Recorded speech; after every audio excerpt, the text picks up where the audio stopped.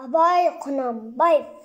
Засымдағым бар деп ескермедім, пайдасын көре тұра тексермедім.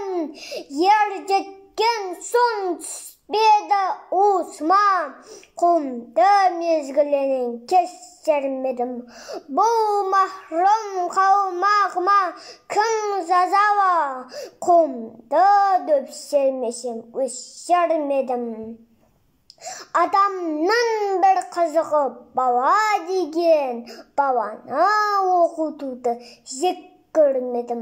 Баламды медресеге біл деп бердім, қызмет қылсын, сен алсын деп бермедім.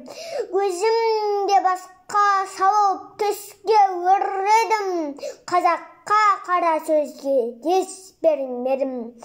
Еңбегінді білерлік ес адам жоқ, түбінде түс жүргенді теріс көрмедім.